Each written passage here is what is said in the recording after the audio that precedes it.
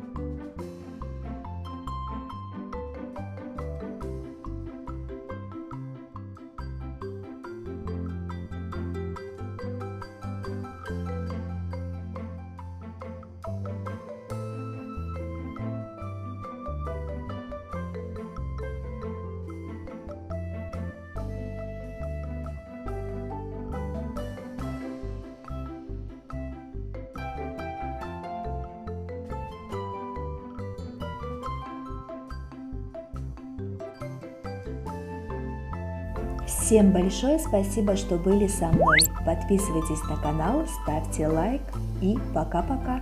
Ваша Любовь Морковь.